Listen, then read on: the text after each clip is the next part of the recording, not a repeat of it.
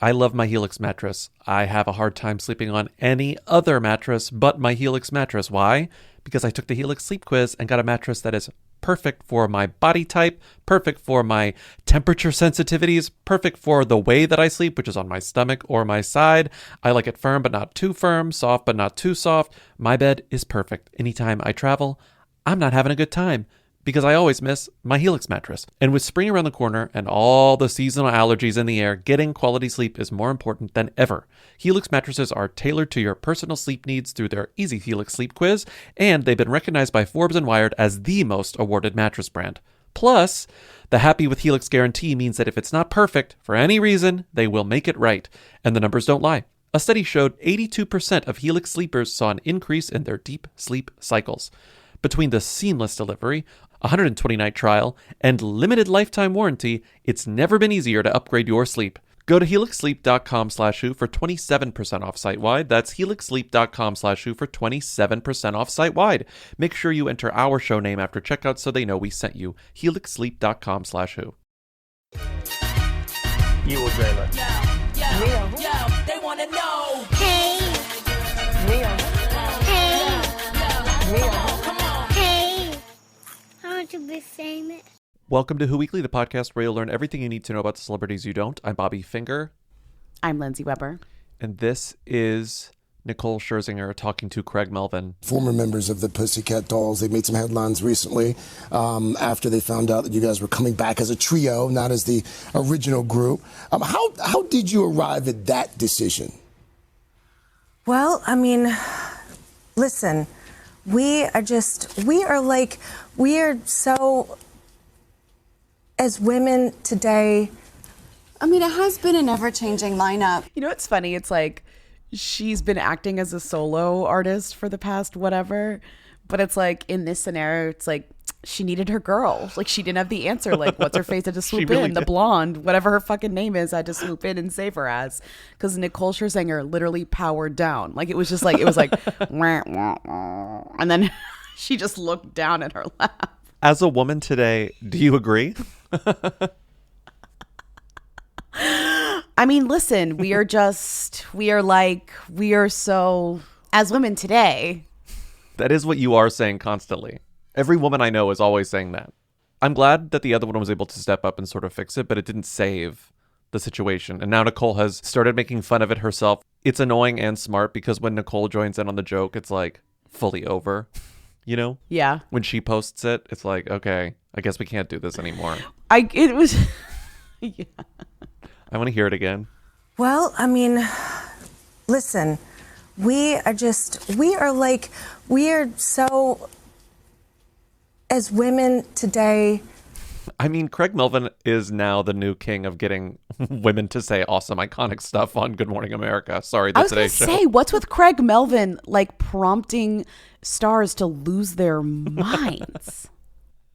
He really does point out how singular women can be. Women today, who were so as women today. Why is he trapping women into saying weird stuff on live TV?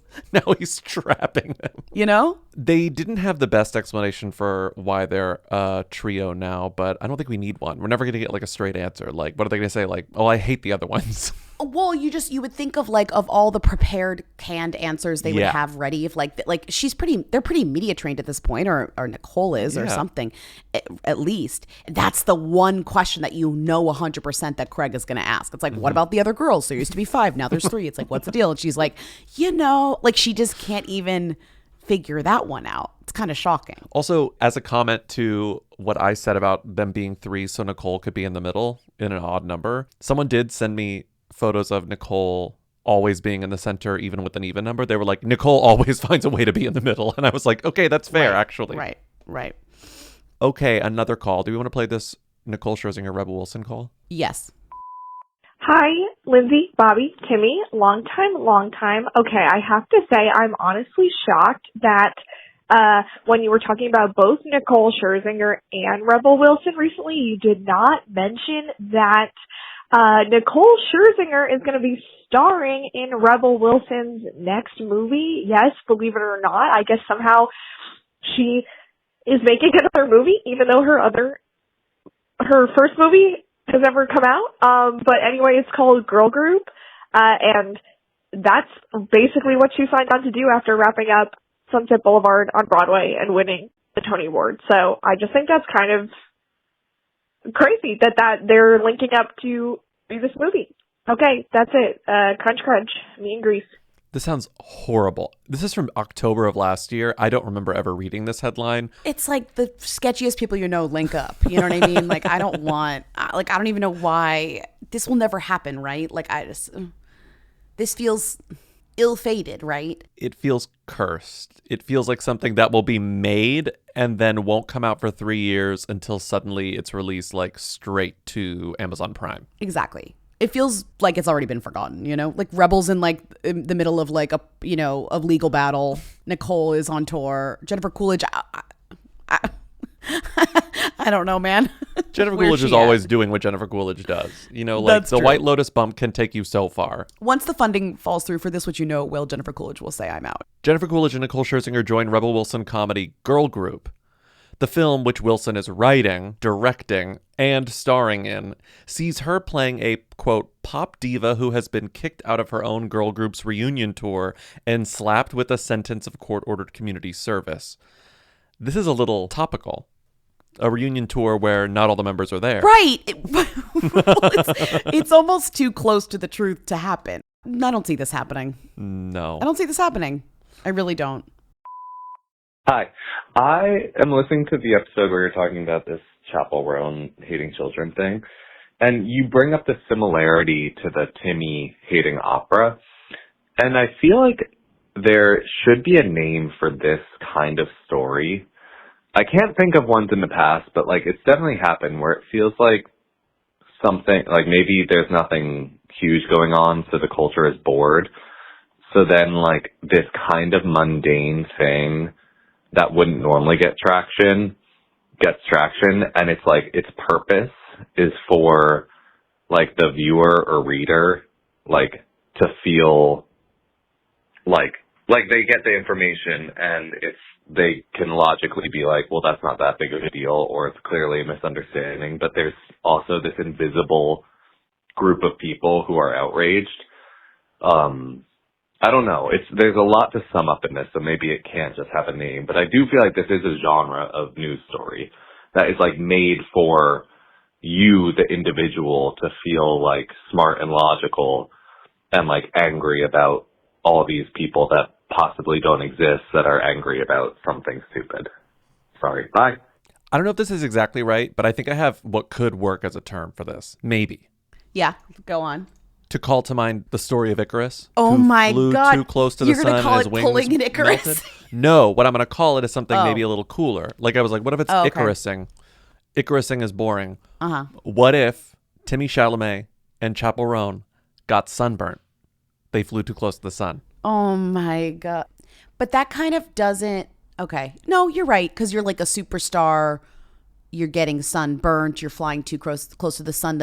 It's kind of tall poppy syndrome, but like our take on it, like the American celebrity version of what I think in Australia we would call tall poppy syndrome, which is mostly not for famous people. It's kind of the idea that's like you don't want anyone to succeed. Yeah, it's like normal people who get a little big for their britches or whatever. Totally. But our version of that, maybe let's say with like the celebrity realm, is kind of like when our superstars become too beloved. We can't handle that they might be fully liked or something, whatever it is. We have to pull them down. We have to bring them back to reality. Sunburnt. They got sunburnt, so now people are saying that she hates children and wants them dead. Right. But your version of this is not like they're pulling up like legit things to bring them down. They're like essentially magnifying small things that wouldn't matter to make them this whole thing that kind of work against their reputation.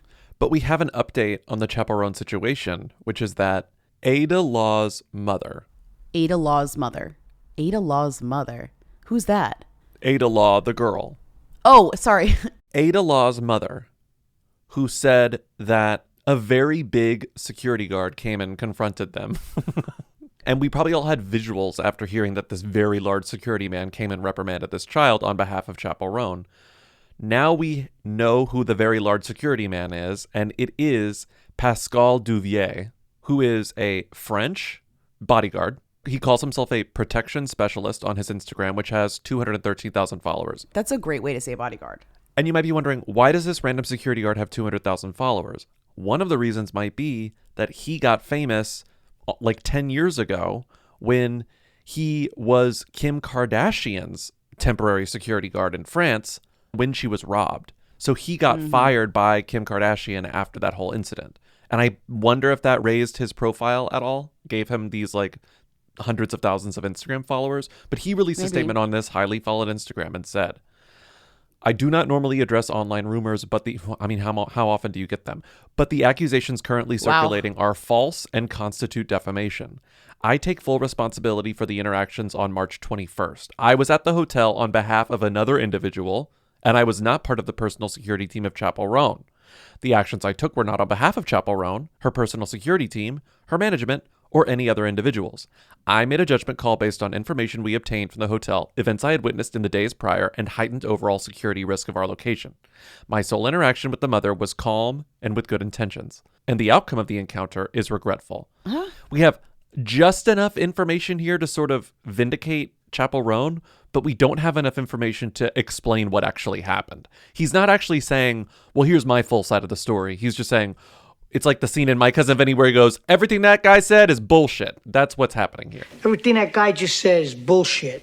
I just am like, at this point, let's not tell more versions of the story. I don't need to hear more versions of the story. I've now heard 2. You know, it's like, that's enough. 2's enough, right? Like, I don't need a third side of the story. Also, like, there's no legal action being taken. There's this guy doesn't work for anyone who can fire him. He never worked for Chappell Roan in the first place, right? Like, so that's, no one can get in trouble. Like, that's what's annoying me, where it's like, we're at a stalemate. We need to move on. Yeah. Right? But it's irrelevant whether this guy did or did not work on behalf of Chappell Roan. She is bearing the brunt of the story, where it's like her name is in the headline with the story. Like, it's too late, right? There's no one following up on this story. They just heard that Chappell Roan kicked a child in the head, you know? I mean, she didn't. You know what I'm saying? Like, they heard that Chappell Roan threw a child into a burning building, right? Like, they heard that Chappell Roan, you know, hates children, right? And is burning down elementary schools. Like, that's what they heard. And it doesn't matter what the truth is anymore. She got sunburned. I like it. How much conversation do you think was had between Chappell's people and this bodyguard's people? Sorry, this protection specialist people. I cannot tell what went on. I have no idea. I don't think, maybe none. Do you think he did this out of the goodness of his own heart, or do you think he was contacted at least once? I think there was probably a miscommunication with various strains of security working on behalf of the hotel and individually. Like, and maybe he thought he was acting on her behalf and the hotel to keep riffraff away from the stars, but like she hadn't personally hired him. But she paid for the hotel and the hotel was like, we're taking care of our stars. I don't know.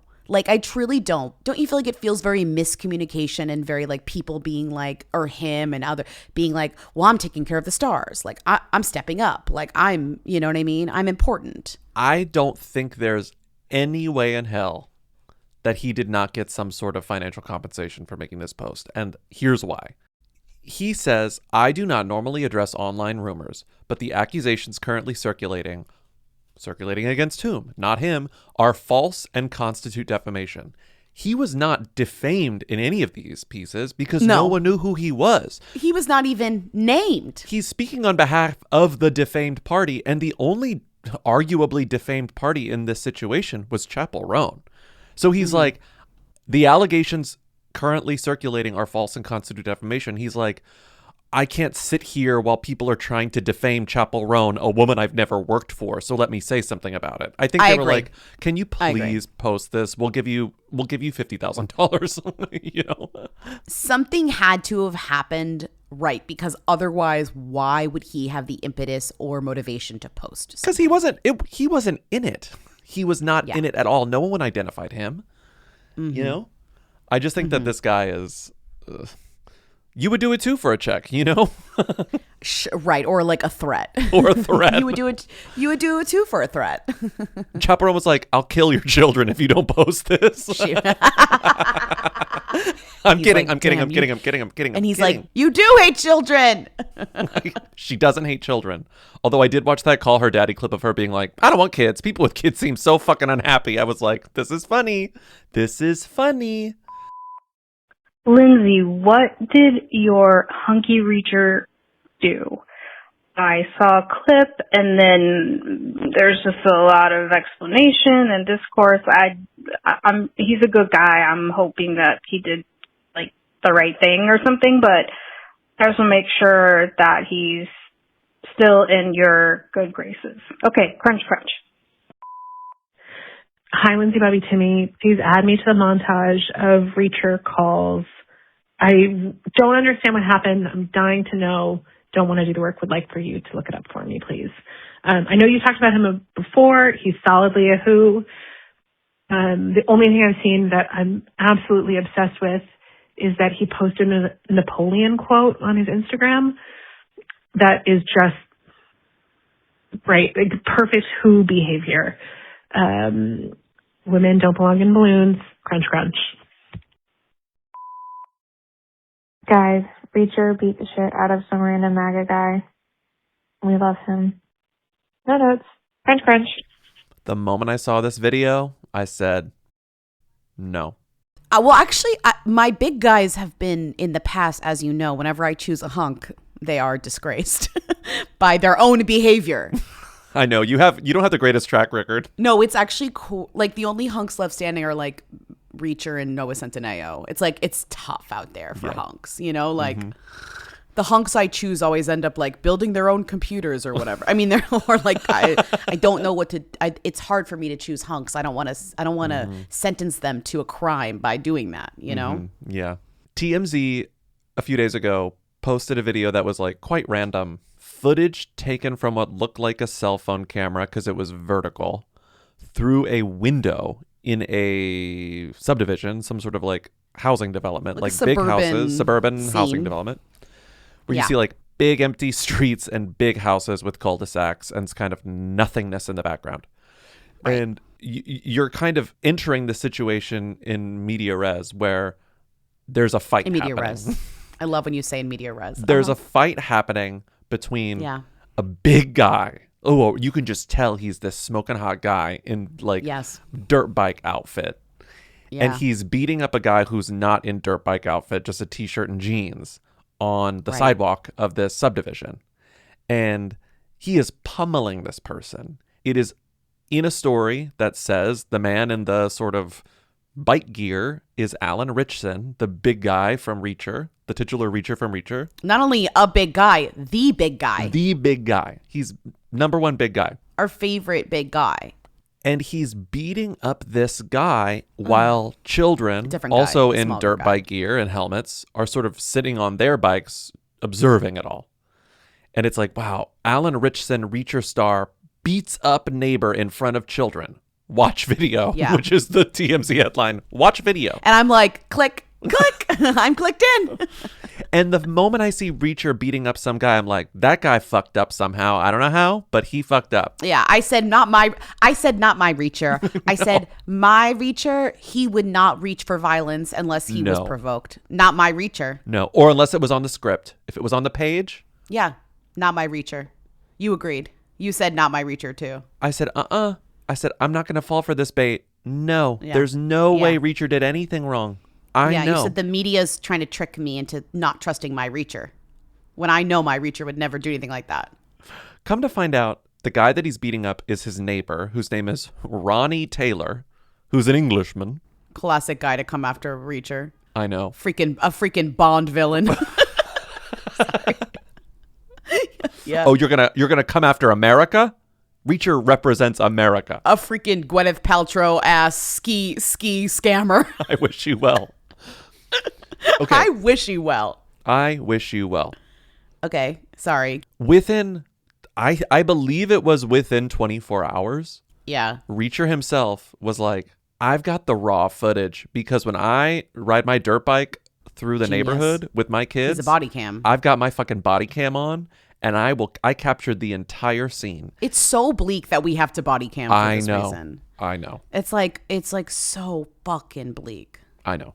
It makes me sick. And by we, I mean like celebrities, but I guess also fucking normal people. It's so bleak. We live in hell. It's some kind of like heinous paradox where it's like, oh, don't you hate that like we live in this surveillance state where everything is being captured? Yes. But it's like, well, if everything isn't captured, then no one will ever know the truth. Exactly. It's no like, one believes their to neighbors protect anymore. against your surveillance, I need to surveil. And it's like, I don't believe in surveillance, but to protect myself, I must surveil. I know. Kill me. Yeah, truly. So Reacher's footage gets leaked somehow because it wasn't published on his own social channels. He doesn't post about shit like this. It somehow ended up online. I wish I knew where it was first posted. I don't know. But it's the footage from Reacher's body cam. Okay. Or the guy leaked it to TMZ. I mean, he knew where it should go. He knew who'd want it, right? Yeah. Oh, I mean Reacher's footage. Oh, Reacher's footage. Okay, yeah. This neighbor definitely like leaked it to TMZ himself. This guy is like fully MAGA crazy, like not wants attention. Right. But the Reacher footage, I'm not sure how that got disseminated on the internet, but it is the footage from his body cam. The camera's right where I want to be, like just strapped to his chest, you know, like it's there, it's facing the street. In the footage, you see Ronnie Taylor suddenly walking out into the middle of the street while Reacher is barreling down the street. And Reacher has to like slam on the brakes. The guy pushes Reacher off of his bike and instigates a fight. And it goes on for like a bit. Like he's taunting him, he's intimidating him in front of Reacher's children. Sorry, Alan Ritchson's children. And it's getting physical.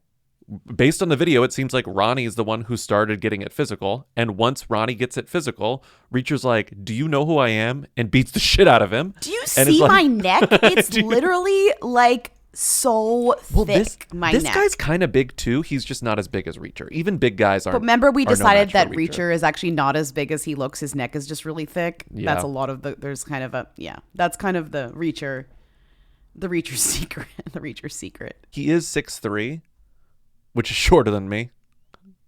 Right. He's shorter than you. I'd tower over Reacher. Sure, but his neck is, you can't compete. Yeah, but he would, I mean, he's his width, he's massive. And so now we have instantly this new footage that you don't need the most functioning brain to notice that Reacher kind of did nothing wrong here and was you watch it, antagonized into this physical fight. That Reacher by won a fucked up neighbor. in basically 2 blows. Yeah. He was like, bye. That's enough. My fucking kids are here. How dare you do this? And then it's over. And I kind of am gagged by the speed with which this story just started, ended. Everyone was like, can't wait to watch Reacher season 4. Thanks, Alan. Bye. Like, it's over. It's over. This is kind of unprecedented. Right, but only because of this footage. Like, it's so upsetting. It's really upsetting. It makes me sad that Reacher had to have his own footage. And according to TMZ, who has a relationship with every law enforcement agency in this entire country, they're like, police closed the case after ruling that Ritchson acted in self-defense because he had all the footage. He had all the clues. Right. Mr. Policeman, we gave you all the fucking surveillance footage so you can just call this off and not deal with any sort of investigation. I saw a headline that said, Reacher star Alan Ritchson addresses wild fight for the first time. Quote, crazy week. And I click it and I can't wait to see what Reacher says about this fight. And so I click it and this is what he says. In the ADR booth for the very last time for season 4 Reacher. There it is. We are dunzos. This thing is going to be hitting airwaves very soon. Best season yet. Season 4 Reacher. He doesn't say anything in it in the video, but the caption is where it is. The caption says, happy to be back in the booth after such a crazy week. That's all he said. That's all he says. Apart from a Napoleon Bonaparte quote, which he posted a couple hours before that says, never interrupt your enemy when he is making a mistake. No caption beside that. He's also in the #1 movie on Netflix right now, War Machine, which I will not watch, unfortunately, but I support him. I don't want to watch a movie called War Machine. I don't feel like I need to be doing that. But I am excited for Reacher's future projects that don't involve him, being essentially a big bowling ball. I'd like for maybe him to, get some emotional work in. And I did see, and I pulled this out, classic me vibes. He's starring in a Nicholas Sparks upcoming rom-dram based on a book. And I'm like, yes, Reacher, give me sex, give me love, give me romance, give me emotional depth. Let's do it. Let's go. An ex-ranger returns to his hometown seeking his father, crossing paths with a doctor single mom and an enigmatic recluse. Yeah, forging that's unexpected right. connections that lead to a journey of belonging. Hell yeah. That's right. A ranger and a single mom. That's fine. He can play Army. I just don't want to see him shoot a gun or punch with big hands. Mm-hmm. He can kiss on the mouth a little bit. He's so big. Let Reacher kiss on the mouth a little bit. I know in Reacher he does kiss on the mouth a little bit, but like let him kiss on the mouth a lot. Does your dad still like Reacher? Wasn't he a big Reacher fan? He's definitely still watching Reacher. He's for still sure. watching it? Yeah.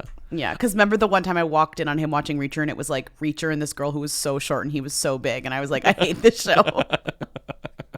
But then I was kind of like, oh, he's sexy. Oh, speaking of being tall, I made a good joke at the grocery store yesterday. Can I tell you? Yeah. Was it to a short person at a short person's expense? It was to an average height man. Old guy. I walked into the grocery store with him and I kind of let him in first. And he was like, can you know what time it is? I didn't bring my watch. And I was like, yeah, it's like 9 o'clock. It was in the morning. And he was like, thank you. And he was like, how tall are you? And I was like, 6'5". And he was like, oh, wow, you're tall. I was like, I thought you were about 6'5". I was like, yeah. And he was like, do you play basketball? And I was like, no. I love when they ask if you play sports. He was like, you got to play some sport. And I was like, I guess I do play a sport. He's like, what's that? And I was like, every time I come into this grocery store, someone asks me to get something off a high shelf. And he cracked up. And I was like, hell yeah, I made a joke. And then he said, a fucking comedian. He said, this waste of height is a fucking comedian. No, truly. But speaking of comedians, I wanted to play this. Okay. We don't follow Alan Ritchson on Who Weekly. I finally clicked follow. I don't know how we missed it. What are we doing? Too Yeah, horny. feel I know, that's too horny. I crazy. feel like it's more of a personal follow. Yeah, I feel like I'm secretly following him, I guess, on my personal account. And I'm scrolling through his feed. He's like a funny guy. He makes jokes. Watch this. Yeah, watch what he did. Yeah. Caffeine blocks the signal that I'm tired. But I'm still tired. Caffeine blocks the signal that I'm tired. But I'm still tired. Okay, all right. I don't need to see him. Jokester, that Yeah, I think Reacher. it's like typical kind of big guy thing where it's like you gotta overcompensate like John Cena to be like a comedian guy. And like The Rock, old Rock or whatever. God, even his teeth are big. He got like chomper veneers. Those are humongous. Okay, I think that those might be enhanced by whatever filters on his face. Look at this. He's doing ads for that. Remember how the Nader sisters did ads for Lunchbox, the beauty brand made by the company Dr. He's doing the male Squatch? version He does of the it. male version. Yeah. Look at this. Yeah. His body is crazy. I actually need you to turn it off. I feel crazy. It's too early. No, watch. He's going to put on deodorant. Put it on. There it is. It's too early. It's like actually too early for me to see his body without a shirt on. Like I can't. It's like it's too horny. Like you got to take it off. Okay, next call. I want to be famous. Why have I asked my HVAC guy I found on Angie.com to change my grandpa's trachea tube? Because I was so amazed by how quickly he replaced our air ducts. I knew I could trust him to change Pop Pop's tube while I was on vacation. Make it quick, young man. Aw, see? Pop Pop trusts you. I think we should call a doctor. Connecting homeowners with skilled pros for over 30 years. Angie, the one you trust to find the ones you trust. Find pros for all your home projects at Angie.com. Have you ever felt like you were living just a B or B+ life? It's so dangerous to live that, more dangerous than a B- or a C+ life, because when you're living a B or B+ life, you don't change it. You think it's good enough. Is it? I'm Susie Welch. I host a podcast called Becoming You. People think, okay, an A+ life is not available to me, but there is a way. We are all in the process of becoming ourselves. Listen to Becoming You wherever you get your podcasts. Ryan Reynolds here from Mint Mobile. I don't know if you knew this, but anyone can get the same premium wireless for $15 a month plan that I've been enjoying. It's not just for celebrities. So do like I did and have one of your assistants switch you to Mint Mobile today. I'm told it's super easy to do at mintmobile.com/switch. Upfront payment of $45 for 3-month plan, equivalent to $15 per month required. Intro rate first 3 months only, then full price plan options available. Taxes and fees extra. See full terms at mintmobile.com. I want to be famous. Hi, BLT. One of your many lesbian correspondents calling in because E! News is reporting that Grey's Anatomy actors Caterina Scorsone, I'm sorry if I'm saying that wrong, and ER Fightmaster are dating. They were portraying a queer couple on screen years ago in Grey's Anatomy and now seemingly are dating. I would love to hear more about this. When did they start dating? How long have they been dating? Have there been rumors about this? Because this is the first I'm hearing about this, and I feel like I do generally have a good pulse on the lesbian internet and lesbian celebrity news. So would love to hear any further information you can share. Okay, Team to Go Lesbian, crunch, crunch. Shout out to our lesbian listeners. Is there a hornier place in the world than Shondaland? Shondaland is like horny central. Is Shondaland horny? The Grey's Anatomy hookups that happen? The writer, remember? Well, that was a scammer. No, but didn't the Grey's Anatomy writer hook up with... Oh, no, that was Orange is the New Black. I'm confusing it with Genji Cohen. I mean, the show is horny, but I horny. wouldn't say like Grey's, they're like... I don't know. I haven't heard a lot of like they're fucking on set. You know? Yeah, I guess they're usually fighting and calling people the F slur. Now. That's usually the drama, I guess. I mean, truly. No, like, yes. Sadly, yes. True. Okay, so we last talked about ER Fightmaster when they came to our attention when they were cast in Grey's Anatomy, right? The first non-binary cast member on the show, yeah. Which is shocking considering that the show is on season 4,000. You know what I mean? Yeah. But also we were kind of like, incredible name. Every interview, ER Fightmaster is like, it's my real name. It's my real name. Fightmaster, it's real. ER, I'm on a doctor show. My name is ER. It's too much, honestly. Like, it honestly is too much. But I know that they also have, like, a popular podcast with What's Their Face and What's Their Face. Oh, right. The sports one. Yes. Jocular. It's the women's sports podcast with Tien Tran and Katie Kershaw. That's ER Fightmaster's podcast. I don't watch Grey's Anatomy anymore. The only thing that I've ever seen them in is Shrill, the A.D. Bryant show, and they're in Sorry Baby. They're, Naomi Ackie's spouse in it. So are they still on the show or not? ER Fightmaster is no longer on the show. Caterina Scorsone, the person that they're allegedly dating, is still on the show. Over kind of like from Private Practice and has been on the show for 400,000 years. For 100 years, yes. Since season 7, but then was on Private Practice seasons 3, 4 to 6. Yes. So they were on Private Practice, another Shondaland show. Carried over to Grey's Anatomy for a little bit, still is, and every once in a while dips into Station 19, the other Shondaland show that's in the Grey's Anatomy universe. Right. So they're always playing Dr. Amelia Shepard. ER Fightmaster was only on it for a few episodes over a couple of seasons some years ago. Then got written off the show when their character moved to London. I think they're like a famous neuroscientist, so they're like in demand and have to go around the world all the time. But anyways, people are... The Grey's fans and the lesbians, which does Venn diagram, but not always, right, are freaking out because they had a romantic plotline on the show. And now, years later, after this plotline has subsided, they are spotted in Los Angeles holding hands.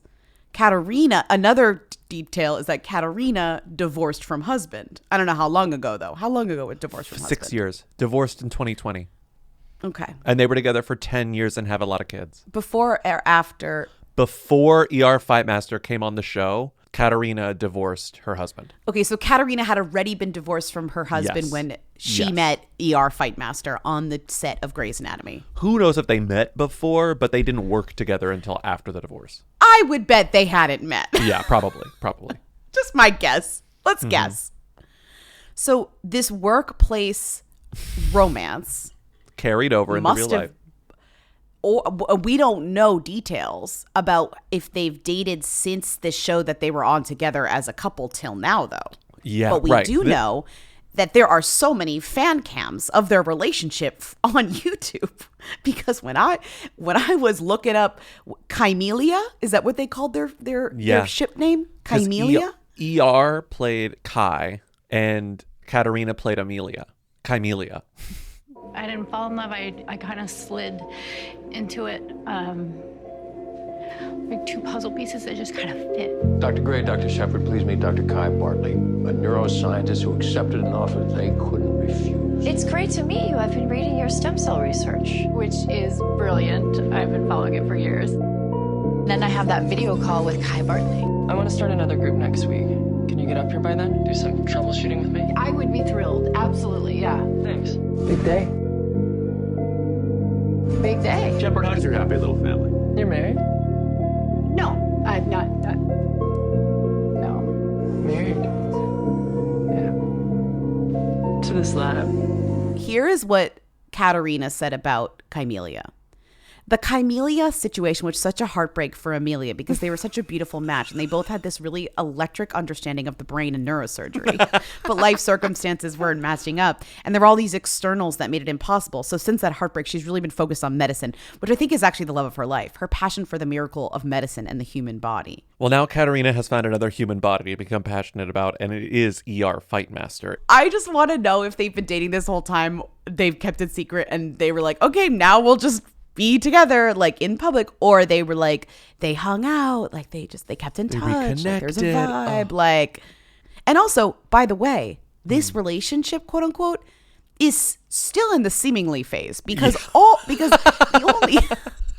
the only information or confirmation we have are photos of them holding hands in a parking lot. We don't know anything. We are literally seemingly. We're still seemingly. We're literally seemingly. During the casual outing, the actors were seen holding hands as they shopped together. We don't even know the store they were at. Scorsone, 44, wore a green shirt and matching hat with blue jeans, while Fightmaster, 33, rocked a white button-up and brown trousers. The visit comes shortly after the duo stepped out for the Elton John's AIDS Foundation's 34th Annual Academy Awards party. I missed that part. They're together. Wait. Are you kidding me? Hold on. I missed that too. They went to Elton John's gay-ass party together? Sorry, if you go to Elton John's AIDS Foundation's 34th Annual Academy Awards party on Sunday, March 15th, you're fucking. You don't go there with a friend. They went together to Elton John's party. Yeah, they're together. Okay, well, all right. They're together. This is beyond seemingly. ER's holding a matcha? Yeah, they're together. ER's holding a matcha, which is kind of the most we're in a relationship confirmation thing you can do is hold a matcha. And you know another reason that I think that they're together? Yeah, why? Look what Caterina's shirt says. We? Mm-hmm. That answers the question. O-U-I, we. It says yes in French, so you're saying confirmed. Yes. It says yes. Before you ask, the answer is we. Caterina's 44, Fightmaster 33. Mm-hmm. Kind of an iconic age gap. That's an iconic queer age gap. They've got great chemistry, as you know, from the show, because obviously the lesbian fans who've tuned into the show are still kind of connected to them as a couple. So it's like you can tell. Yeah. Like people are a fan. People love their story. They've even getting asked in like Q&As about like, oh, they're, how they first met and on the show. And yeah. Listen to this from 2023. The pair have previously raved about working with each other and spending time together outside of filming, with Fightmaster calling Scorsone a, quote, special person in a 2023 conversation with FR Conventions. Quote, a lot of our values align too. I bring her with me to stuff, and she brings me with her to a lot of stuff. The last thing we did together was that I was super stoked about was I bring her to WNBA events, and we got to meet Brittany and Sherelle Griner. That was awesome. Before that, we had volunteered at a high school with theater kids. We have a lot of fun together in a lot of really nice ways. They've been dating for 3 years. Been kissing. They've literally been kissing for 3 years. They go to WNBA games together. Come on. Come on. Okay, I love that. I do like the idea of a seemingly stage of a relationship, though. That's a good new one for the lexicon. It's in the seemingly stage. I do wonder if they had been seen together, but then like tipped off to care because of some. Like if it took longer because like who cares? But then somebody was like, no, people will care about this, and people do care about this. People really care. Which is, I mean, Grey's Anatomy, the relevance that Grey's Anatomy maintains is just beyond. Hey, Lindsay Bobby, long time. Can you talk about this case that Chance the Rapper just won against his manager? What happened? Okay, crunch. I have to admit, when we were putting this doc together, I saw Bobby like copying and pasting legal documents and I saw him collect, and I said, I'm skipping this. I said, he's got this. I don't need to read this. I don't need to go here. He'll explain it. I'm not even gonna try. I was like, oh, the paralegal button has the paralegal light has turned on. It's like now serving. You really just like, I read both complaints in full. You were going literally crazy in the legal docs, and I said, I am gonna take a step back from this and let him cook. I am not. It's like I understand that it's sort of like a joke in the show now, like that I want to be a paralegal, but like fully, if I had to pick another job, I think being a paralegal would be so much fun. Yeah. And we've gotten calls from paralegals that are like, hey, it is fun, and I do think you would be good at it. And that justifies my thrill in reading these stupid fucking court cases. Also, and I know that like I'm only reading fun ones that are about celebrities, but like my dream job would be being a paralegal for like a firm that focuses on famous entertainers, right? Like entertainment lawyers, you know? That's fun. Listen, there's still time. When the podcast money runs out, you can do that. I support you. No, we're not stopping the show. Don't even joke about it. No. When our last Patreon drives off a cliff because they're distracted laughing at our show. Lindsay at my funeral just being like, to be honest, I'm pissed about this. No, you didn't drive off a cliff. One of the listeners did. It's our last listener paying for the Patreon, but they're distracted and they're laughing so hard they drive off a cliff. Do you get what I'm saying? You're still alive. We just have no more support. We have no more support. Okay. Chance the Rapper got sued in 2020 by his ex-manager, who I did not realize when his ex-manager, whose name is Pat Corcoran, no relation. Not to Barbara. Yeah. When Pat Corcoran established an LLC to sort of legitimize his partnership with Chance the Rapper, whose real name is, I always forget, Chancellor. That's why he's Chance. Chancellor Bennett. Incredible name. Chancellor Bennett goes by Chance the Rapper. Chance the Rapper really fell off, didn't he? And that's kind of what a lot of this lawsuit is about, which is interesting. He's like, he flopped because of himself, and then Chance is like, no, I flopped because of you. So that kind of is part of the complaint. And so when Pat Corcoran established an LLC to legitimize his business relationship with Chance the Rapper via this handshake agreement that they had, he formed an LLC called Pat the Manager. So the lawsuits are like Chance the Rapper LLC versus Pat the Manager LLC and vice versa. Okay. That's a good name. It makes it very clear in the documents. It makes it very clear who's as the paralegal. Yeah. So Pat the Manager got fired by Chance the Rapper in 2020. Pat the Manager is so funny. It's really fucking funny. That's how you know your only client is Chance the Rapper. I know. Yeah. So in April of 2020, Chance the Rapper was like, you're fired. My new business managers are my dad and my brother. Mike the brother and Bill the dad. Okay. I don't remember what their names are, but fully. And he's like, you're done. We're through. See you later. This agreement no longer works. And Pat the Manager was like, you still owe me commissions. You still owe me unpaid expense reports. Like, you owe me all this crap. You can't just fire me. And then the dad, Ben the dad, was like, we'll give you $350,000 just to go away. Oh, no. And this guy was like, no, you owe me 15% of everything. Like, our agreement is you give me 15% of everything. That's what we've been doing for like 10 years. So give me the money. Yeah. I'm Pat the Manager. And he said, no, I'll give you $350,000 and that's it. So Pat the Manager sued him later that year for $3 million. And he was like, I'm owed $3 million by these people. Mm-hmm. Chance the Rapper tried to settle with him and get the case dismissed. It didn't get dismissed because I guess the courts were like, there's enough evidence here for this to be a case. We're not going to dismiss it. So Chance the Rapper, a few months later in 2021, countersued for. So this is why you need a paralegal, because you put here, Chance the Rapper ultimately won $35 in this judgment earlier this week. And you were like, oh my God, this is yet another instance of a celebrity suing symbolically, right? Like suing for $30. That's not what happened. That's what I thought. I thought because there was $35 that he only sued for $35. And he won. You said he won. That was a jury judgment. Wow. Chance sued for over $1 million. And the jury only awarded him $35. But that $35 constitutes a win, right? Yes. He countersued for over $1 million. And he was like, actually, I don't owe you like, shit. No. If anything, you owe me for making my last album, my 2020 album, a flop. Because you released it, what was it called? Like The Big Day? Chance the Rapper is releasing mixtape after mixtape for like 8 years, right? I don't remember anything he's done since Coloring Book. And Coloring Book was a critical and commercial success, right? So his album after Coloring Book comes out, they plan a tour, the tour gets canceled, it's a flop. Like, critics don't like it, his fans don't really respond to it.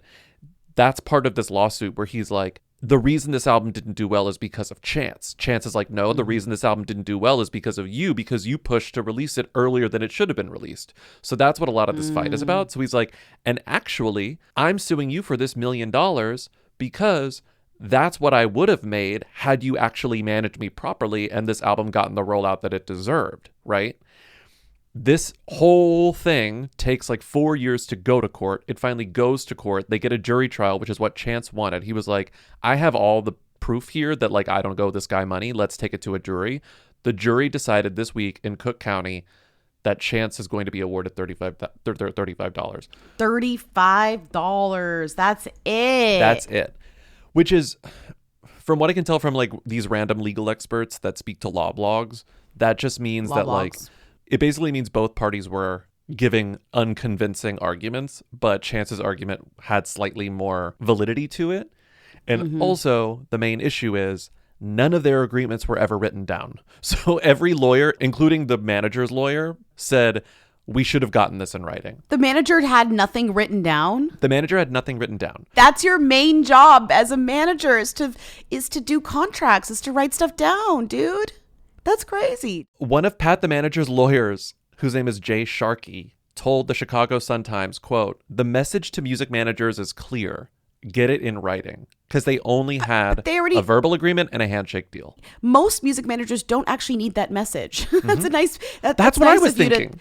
It's nice of you to share that with some, recent college graduates, but most working music managers do not need that. Mm-hmm.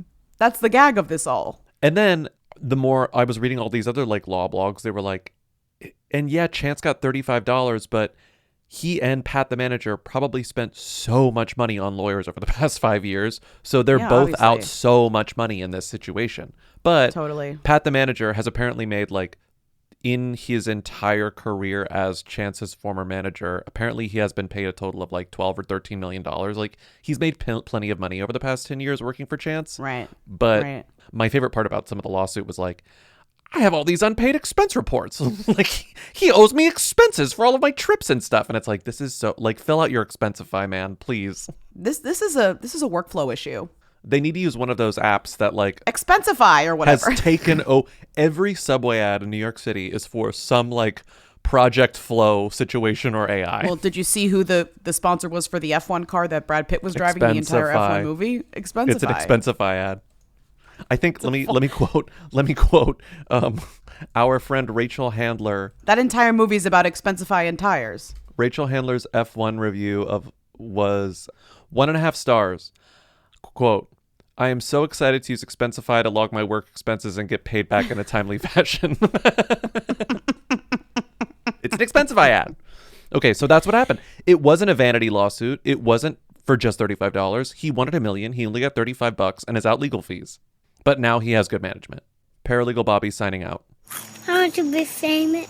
Testing season is right around the corner, and this is when confidence really matters. When kids take time to review key concepts and strengthen their skills before assessments, it can make all the difference. IXL helps reinforce what they're learning right now, so they walk into every test feeling prepared, capable, and confident. IXL is an award-winning online learning platform that helps kids truly understand what they're learning. Whether they're building math confidence, strengthening reading and writing skills, or reviewing science concepts. Designed for students from pre-K through 12th grade, IXL delivers personalized, interactive practice that adapts to your child's level and pace. It's an easy, effective way to support learning as the school year heads into its final stretch. Studies show kids who use IXL score higher on tests, proven in all 50 states. IXL is used in 96 of the top 100 school districts in the U.S. Make an impact on your child's learning. Get IXL now. And listeners can get an exclusive 20% off IXL membership when they sign up today at IXLlearning.com/audio. Visit IXLlearning.com/audio to get the most effective learning program out there at the best price. Refreshing wild cherry cola meets smooth cream. The treat you deserve. Pepsi Wild Cherry and Cream. Treat yourself. Protein is now at Starbucks, and it's never tasted so good. You can add protein cold foam to your favorite drink or try one of our new protein lattes or matcha. Try it today at Starbucks. I want to be famous. Okay. I just had to call. I'm at my work desk, but Renee Rapp joining Morning Show Season 5. There's a montage put me in. What is going on with her? But also that's incredible. I hope you guys are excited, because I am. Crunch, crunch. If there's a montage, put me in. There's not going to be a montage. We've got multiple calls, but I'm not making a montage out of like 4 calls. No. Big Pants, new show. Renee Rapp is taking her huge jeans from the Doritos stage back to television. To the vessel. For a where they filmed the morning show. For a heavy check. A heavy, heavy check. She's going to get so many new jeans with this money. That was my first thought, too. It's like, this is That's probably... your first thought was how many big jeans she's going to buy with her new money? My first thought was like, didn't wow, she say great she was minds do done think with alike. acting? Like, she quit Sex Lives of College Girls, which was a really popular and well-received show. Yeah. In the middle, so that she could focus on music. Not to blame her, but she kind of tanked the show. She did. No, she fully did. They could have gotten like a few more seasons if she hadn't decided to just leave the show, because it made it kind of weird that she. And she said, "No, I'm going to be a cool musician. I'm going to be a cool queer musician. I'm going to be all." And she is cool. She is cool. And she is queer. Now she's back to acting, so people are sort of gagged by her suddenly swerving back into acting when she kind of made a big whole thing about leaving this industry, where she kind of came up. But like, I have to imagine that this is one of the most lucrative acting jobs you could get as like a recurring role. Yes, we've said this many times. It's like you can like buy a multiple house on like this salary, you know, like, or like whatever you're getting for like the how many episodes you're in of morning show is like, that's like drop your stuff and do this gig money. Yes. It's just more like because she talked a big game about it, or just the fact that she likes to talk. She's a great talker. She's so funny. She's so entertaining. We just know a lot of the journey of like leaving that show and going to music and trying music and going on tour and like releasing album, and like that album was like good, but like obviously the like success metric of music, but the success metric of music is so much higher. Like there's so much more you need to achieve within music to get beyond the kind of flop allegations but then for like TV and film, like, do you get what I'm saying? Like, I just think like music, people are so fast to be like flop. Well, we're really quick to check people into the Kaya Asylum. Yeah, really we quick. are. Especially when you're a pop star, a female pop star. And they like strapped the shackles around her, and she said, "Absolutely not. I'm going to the morning show." She said, "No." She said, you're right. They strapped the lock. They started to close the lock, the door. They were signing her admittance papers, and she said, "I can't do this." And she said, hold on. She said, hold on. I can act. Excuse me. I can act. I'm leaving. And they said, well, if you promise to stop doing music for a second, we can let you out of the asylum. And they said, call Hello Sunshine and see if they pick up. Of course they picked up. Reese is always manning the lines. And she said, I have a spot for you. Did you say people wished Reese Witherspoon a happy birthday? It was like a cavalcade. Is that a cavalcade? It was like the women, like people were getting in line to wish Reese Witherspoon a happy birthday on cavalcade. On Instagram. I mean, you're right. Is that right? It's just funny. Cavalcade, yeah. Is that the right word? No, the word is cavalcade. I don't know how you said it. No, I think you basically said it. It's just. But did I use it You correctly? gaslight me into thinking that you're saying things wrong sometimes. But was that the right usage? Yeah, I it's am a writer, but sometimes when I say things, I'm like, I don't even know if that's the right usage. Okay. It was a cavalcade of people being like, happy birthday to my best friend, the greatest person who's ever lived in the entire world. And you're like, what? It was like a 50-gun salute on Instagram. It was like every fucking story was like, Reese, happy birthday to Reese Witherspoon. It was crazy. You'd think this woman has all these people's careers in the palm of her hand. Maybe she does. Maybe she does. Maybe she does. Maybe she does. And when Reese Witherspoon hired or whoever casts the show hired Renee Rapp for the morning show, Reese Witherspoon wrote this like very flowery, loving welcome post to Renee Rapp on her Instagram, where she's like so excited to have these big jeans at UBN. Oh my God. Are you kidding? Reese is going to be like, can I try on your jeans? I bet I could fit into those jeans. Like she's getting into the jeans. Do we know what her character is? Yeah, she's a young journalist. She's going to slay. We are going to be obsessed with her, I can already tell. She has been tapped for a major recurring role playing Samantha, classic, a young rising star in the UBN news division determined to make it in media on her own terms. Samantha Jones? You know what she's going to be? She's going to be the girly who was hired to be the digital girly and then goes on camera and with the girly who was hired to be a digital girl. Yeah. She was hired to run social media, and now she's going to be on camera, and it's going to cause tensions with Jen and Reese, and it's going to be awesome. You can't have 3 blonde women in that building. No, 2 was already too many. She's going to be like, I'm young and I'm hip and I'm coming for your job. And then we're going to be like, ah, like we're going to love it.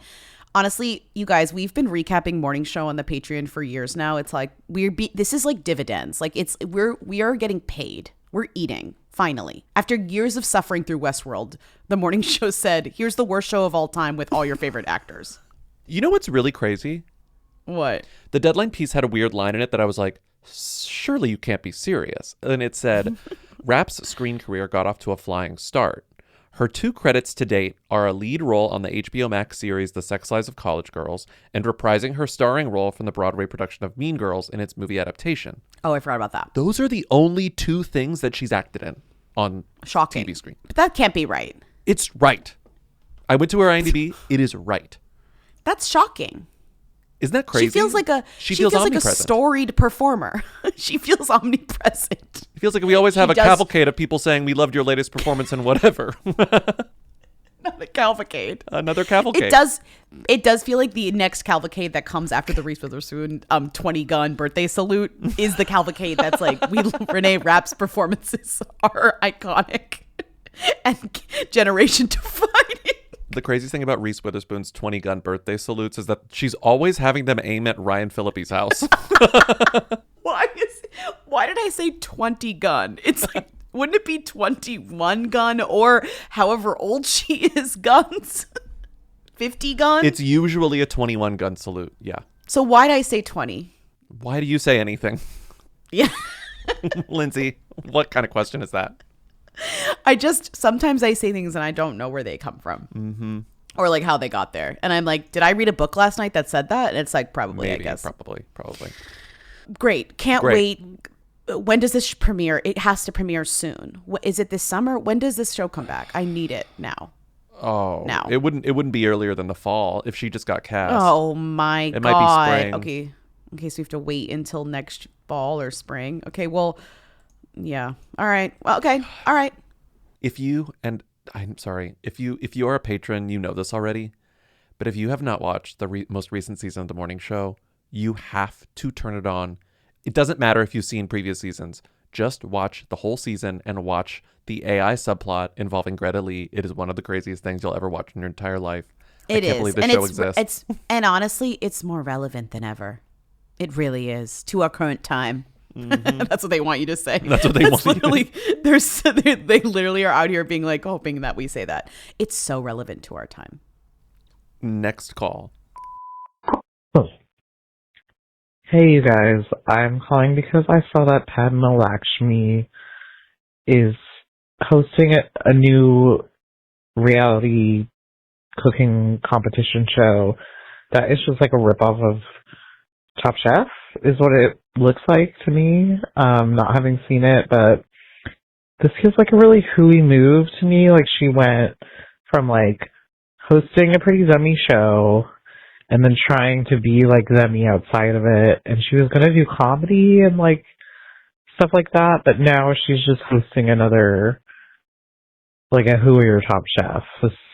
So yeah, would love to know your thoughts about the Who Them status of Padma, and whether she's trending Whoier or Themier at this point. Okay, Tim Tebow, lesbian, Leanne Cuisine, bye. It's not about whoier or themier. It's just more about you host this like cooking show for a million years. You make this huge deal leaving it. It's like this huge big thing. And then you literally go host the exact same show for another network. It's just like Renee Rapp, sort of. So it's not just, but she's like, I'm leaving this. Sorry, Tom, I'm out. I've hosted Top Chef for 100 years. You know what I am now? I'm a comedian. A comedian. Yeah. I'm sorry, I'm a comedian now. Literally, I'm a comedian now. Then she said, I'm going back to food, but I'm going to do food under my own terms. And my own terms are America's Culinary Cup for CBS. A Top Chef ripoff is Top Chef your ripoff own terms are. Yeah. That I'm going to co-create. I'm going to host it.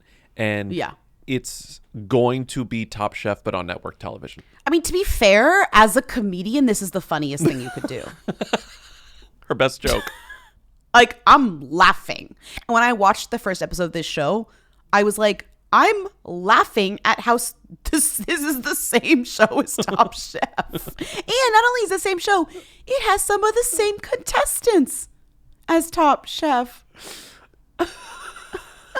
Well, she says I haven't watched the episode yet, but she says in the interview, she's like, oh, I'm bringing back, these chefs that I love and admire for this show, right? Yeah. Because it's not, isn't the concept, it's not up and coming chefs, it's like known chefs, right? Yes. I mean, the concept is not much further from what Top Chef was, let's be again. Because this show is about really famous ones and successful chefs. Sure, but Top Chef also has really famous chefs. In it. Whatever. It's just basically the same show. Let's be real. It's a cooking competition. Created by Padma Lakshmi, America's Culinary Cup stars 16 of the country's most elite chefs competing in the ultimate culinary arena. She also did, the thing that I was most interested in is, what is the, there's a show that, God, my sister and brother are really into it, and so is Richard. It's a Food Network competition show hosted by Guy Fieri. Iron Chef. Tournament of Champions. And got it. I've watched a few episodes. It is really good. It's like a bracketed cooking show. But what they do that's interesting and what I was so compelled by is that all the chefs that are on it are famous. Okay. And when they judge the chefs, the judging is done blind. So the judges don't watch them cook. The judges only eat the foods. And so it's meant to make it more fair. And apparently America's Culinary Cup is not blind. And that was something that was interesting when I was reading it. She was like, no, we all know these chefs well enough to know that when we look at a dish, we can tell who made it. So it being blind would just be a farce because we would be able to identify the chefs anyway. But I saw that people were kind of annoyed by that. But she's like, look, all these people are famous. I know what their food looks like and tastes like. So I'll be able to guess anyway. We're not going to do blind taste testing. I found that interesting. I know that the Top Chef heads probably have different little intricate things that they've changed, whatever, they've changed enough, but to the layman, it's the same show. Clearly she just was mad she didn't own any rights to Top Chef or didn't own enough rights and she wasn't making enough money. And she said, well, I'm powerful enough in the world of cooking competition, which actually cracks me up, where she's like, I could just do anything that is this. And she had another cooking show too. My name alone will make people watch this new show, which is just funny and I guess real because she got the show greenlit and I assume people are watching it. It's just funny to me to be like, psych, I'm back on TV and I'm still eating the food. You know what I mean? And comedy? What are you talking about? What do you mean? Yeah, well, she still can do stand-up. I'm sure she'll still be at the Chuckle Hut, you know what I mean, dropping in. She can't give up on that so fast. Is the Chuckle Hut a real place or is it just a joke that people make when they're talking about random comedy venues? I think at one point the Chuckle Hut was a real place, but now it is kind of just the generic name for the Laugh Factory. It makes me think of 30 Rock, but I guess... The Chuckle Factory? The Chuckle Hut? The Chuckle Hut, Did they... Yeah. But anyway, I don't really like comedy to begin with. There must be... He doesn't like comedy to begin with. I really don't. With, to be honest. I'm not a comedy person. I just am not. Yeah, what can I say? I know. But you do watch comedies and you like to laugh, so I'm not really sure what you're just. I like comedies. I'm not a Chuckle Hut person. I'm not I don't go to the Comedy Cellar. I don't watch when people are like, oh, you got to watch this comedy special on Netflix. I'm like, no, I'd rather watch National Treasure again. So that's what I'm doing. Okay, well, that is a comedy. Is it a comedy? Yeah, it is. kind of a comedy. Yeah. Well, okay. It's So in a way, it's an adventure comedy. Sure. Okay. Great. Anyway, it's fine with me. Padma's back. Hi, Lindsay, Bobby, Timmy.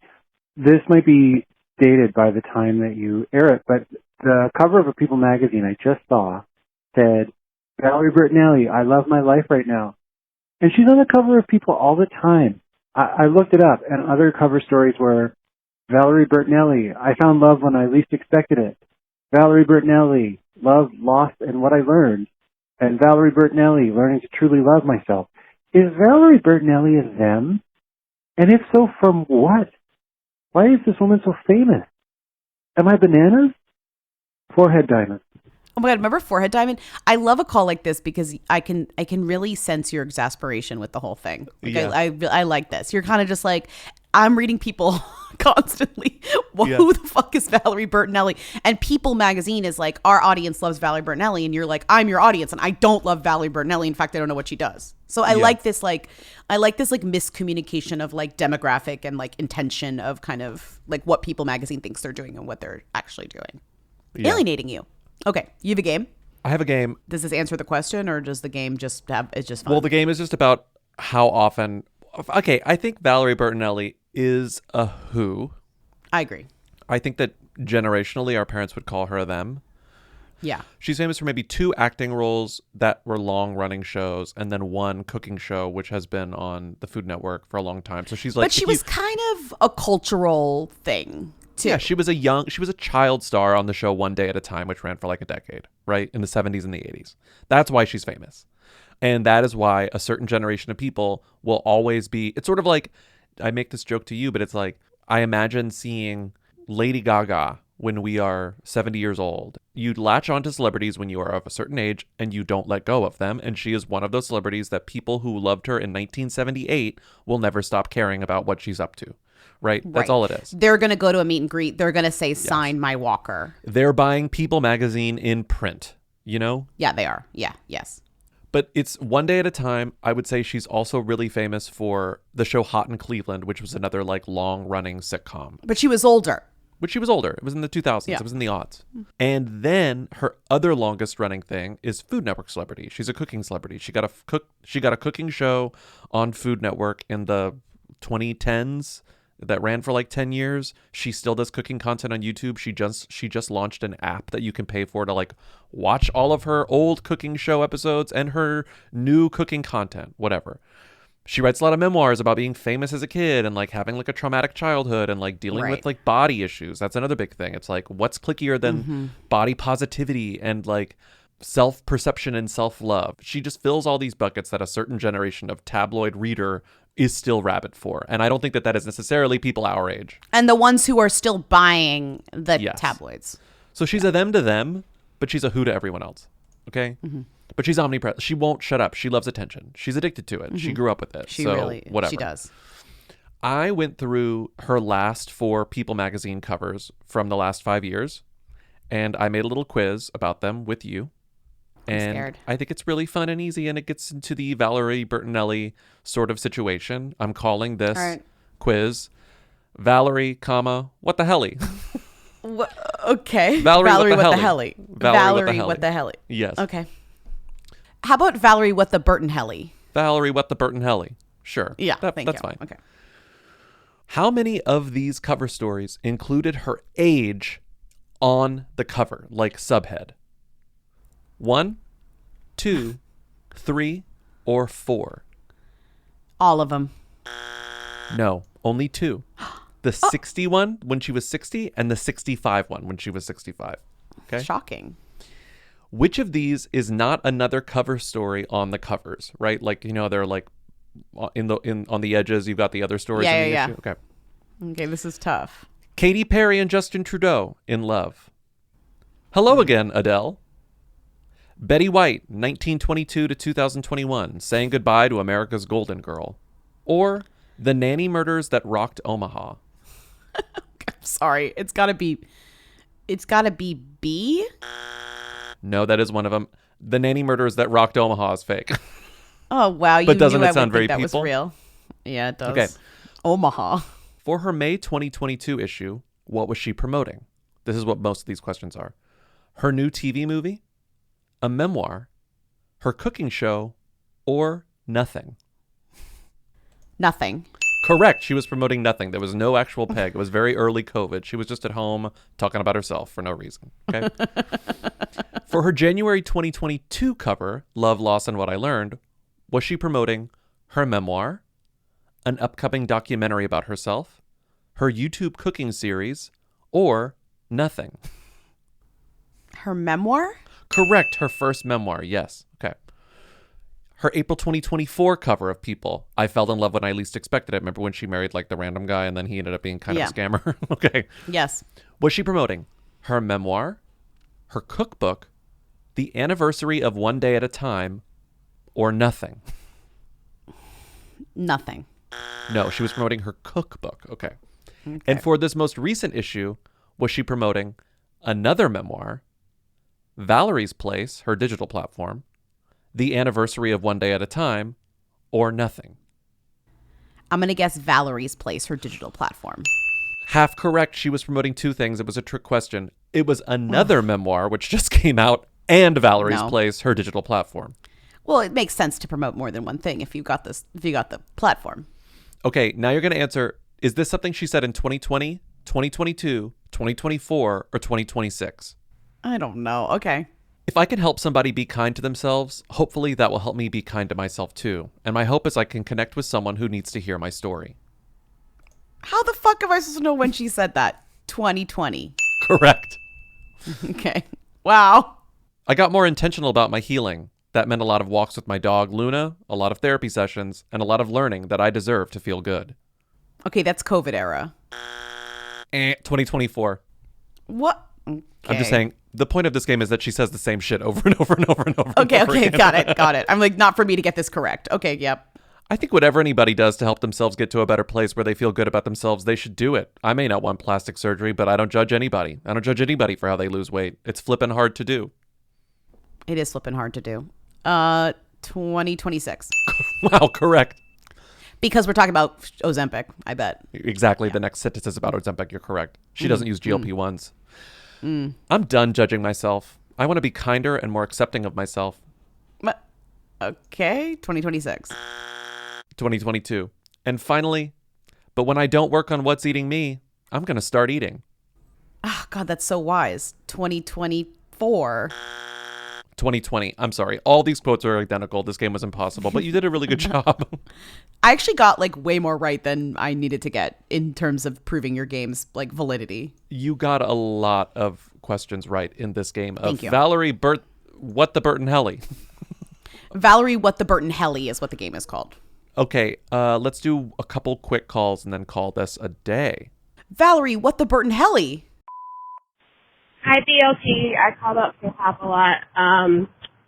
I just wanted to say that Lily Reinhart from the Riverdale Girlie is in the new BTS video, and it got me thinking, have there ever been any who have been elevated to them by being in a music video? And I'm not talking about, like, people who are dating the musicians. I'm talking about the Milo Ventimiglia being in, I think he was in Irreplaceable by Beyonce.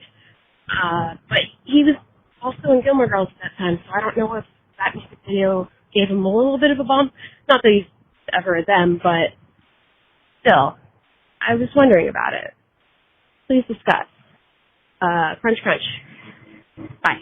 I think we were both on the same wavelength in that for as many celebrities who appear as featured players in music videos and then like become, when they are kind of still who's and then become famous after, I don't know that there are many other better examples than Emily Ratajkowski, who, because of the ubiquity of that song for like 6 months. Well, also the fact that she was like a hot, sexy model, like that was like basically naked in the video too. Yeah, I think that video actually catapulted her career in a way that a lot of other ones just sort of coincided with a rise that was happening anyway. Like I was also thinking of Alexander Skarsgård in the video for Paparazzi. Like that was before he kind of blew up, but people knew who he was because of True Blood. You know, like Yeah. I don't think it hurt. Well, the timing of this also didn't Blurred Lines come out like right before Gone Girl? Like around the same time as Gone Girl? Yeah. So like, it was like a one. It was a part 1-2 of her punch. conversation. Like, who is this woman and why is she everywhere? Like, I do think that is one of the only answers. Like, people talk about Courtney Cox being in the Bruce Springsteen video all the time, but it didn't necessarily catapult her to fame. Friends did. Right. But you could at one point get famous from a music video. Like, if you played a Michael Jackson love interest in like Thriller, people were talking about you because that was like the equivalency of like, what about Alicia Silverstone in Aerosmith videos? In Aerosmith, you know what I mean? She was already on the come up, though. Right. But I think that's close. But I mean, it's like, but maybe not like from obscurity. You're right. But I'm just like, who was the woman in the Thriller video that you're talking about? What's her name? Ola, right? Yeah. She didn't become a them after that. You know, she was famous because of the video, but she's not like a them now. Okay, becoming a them is like a huge ask. Let's say just became a who. Became a who, started working. I think that's enough to ask for. Like enough to be notable, right? Yeah, you're probably right. You know? And I think that's huge. One of the ones that I thought of pretty instantly was, and I actually don't know why, because she's barely in it, but it did predate her rise, was Eva Mendes in the Miami video. And that's an iconic part of the video where it's an iconic part of the video where she's driving and she's singing along to the song. I think she's the one who says Bienvenido a Miami to Will Smith in the car. But it's weird. The reason I want to play this call is because I think it's weird that like the best example that we have is Emily Ratajkowski. Like that weird. video was huge. And huge for her. But it also feels too contemporary to be the answer because music videos at that point were still a thing, but weren't the thing. And we had years and years of music videos being the thing. So there's got to be better responses. And I know people maybe will call in. I want people to call in and give me better answers because I know that there's no way that the most notable example of this is from the post-music video era. There's just no way. There's no way. There's no way. And don't say J-Lo in the Janet Jackson. If anything where you look back and they happen to be there, that doesn't count. Like, no, that doesn't count. Angelina, whatever was in this, like when, that doesn't count. Channing Tatum was in She Bangs. That doesn't count. Yeah. Like he didn't become famous from that. I'm just thinking of like, all these different examples of like before they were famous, they were in a music video. Like that doesn't count. But we might be missing something. I guess it's just, I keep going back to Emily Ratajkowski because I can remember those stories where it's like, who is this woman? Why is she everywhere? Remember. And that was part of the narrative. Because not only, because it was such a sexy role and such a cool video. I mean, cool at the time. Still kind of cool, I guess. And the song was huge. It all like came together truly. And then she was in Gone Girl. Yeah. Then she was in Gone Girl. Well, I think people are like, oh, I'd love to see that model's boobs. And they was like, well, now you can in this movie in theaters now. Not to be crass about it, but that's kind of how it worked. It kind of how it happened. No one is bad in Gone Girl. Damn. No, not one person is bad in Gone Girl. And then everybody was like, Carrie Coon is amazing in Gone Girl. And everybody was like, who's Carrie Coon? Well, look at you. Look at us now. Look at you now. You feel foolish, don't you? You feel so fucking foolish. I bet you feel so fucking foolish, don't you, listener? Did you see the video of Danae Benton filming Gilda just coming back? At the bodega? At the bodega in the Bronx? Obsessed. Yes, I'm so excited. Okay, next call. Okay. Last call. Can you rank the ingredients of Trader Joe's everything but the bagel seasoning from Who to Them? This should definitely be played on the main show, but only VIP listeners will really get it. Well, this is for the Patreon, right? Because they didn't hear the story. Yeah, but they don't need to hear the story. This still works. If you want to hear why we're talking about everything but the bagel seasoning, you have to go to the Patreon. Because we're not going to retell the story. It's a good story, though. You don't need to know the story to have us rank the ingredients of everything but the bagel seasoning. It is an iconic mix. White sesame seeds, black sesame seeds, poppy seeds, dried minced garlic, dried minced onion, and flaky sea salt. Flaky sea salt, demiest. 100%. Salt? Please. It started wars. Then I would say... White sesame seeds? Yes, then poppy seeds. Because I think while garlic and onion are more iconic than the seeds, they not dried minced. Like dried minced is different. And also black sesame seeds are impossible to find and buy, so those are at the bottom. Yep. This is one of the easiest rankings we've ever done. Garlic, then onion, then black sesame seeds. Yep. So it goes from Who to Them. Black sesame seeds, dried minced onion, dried minced garlic, poppy seeds, white sesame seeds, flaky sea salt. That's so easy. It's so easy. That's so easy. That's ranked. The episode is over. Thank you for listening to another episode of Who Weekly. Call in at 619-WHO-THEM to leave questions, comments, and concerns for our Friday show. Support us on patreon.com/WhoWeekly for bonus episodes, a Discord server, commentary tracks, and more. You can also get the audio only on Apple Podcasts. Just click subscribe within the app. Also, rate and review us while you're there. If you're a subscriber, we'll see you Sunday. If you're not, we'll see you Tuesday. Have a great weekend. Bye. Bye. Hey. Hey. I said, I said, I'm not going to fall for this bait. No, there's no way Reacher did anything wrong. I know. You said the media's trying to trick me into not trusting my Reacher, when I know my Reacher would never do anything like that. Okay, so we have Bobby Fingular, Lindsay Embezzler. But do we have something for Timmy? I think we need, or maybe we respect Timmy too much to give him a crazy title like that. I don't know. I'm so glad we got Bobby Fingular. Who Weekly hosted by Bobby Fingular and Lindsay Embezzler. I mean, come on! Oh, it's incredible. Okay, crunch, gaga, guggy. Hi, Bobby, Lindsay, Timmy. Y'all come up with some good stuff on this show, but I don't think anything has made me laugh as hard as she threw the first brick at Taylor Frankie Stone Paul. Crunch. Hey, Lindsay, Bobby, Timmy. I had to call in and let y'all know that my friend was in LA last week and she was being, quote, forced to hang out with the try guy that cheated on his wife. She did not like him, but I did think y'all would want to know about that. Crunch. Hello, Lindsay, Bobby, Timmy. Long time, first time. But I finally have a reason to call in, which is my absolute Who claim to fame, is that I met Frances Bourgeois. Finally have a reason to call in at a Horse Girl set at a club night called Homo Block in Manchester. This is the only place that would mean anything. Love you guys. Crunch. Hey guys. This message is for Timmy, but it's also for everyone. Pop Crave, Midnight Sun by Zara Larsson reaches a new peak of number 49 on the Hot 100, plus 11, whatever that means. Yeah, it's a great song. Yeah, that's why I think she's going all the way. That's congratulations to us. Yes, I am a little bit stumped. Okay, crunch.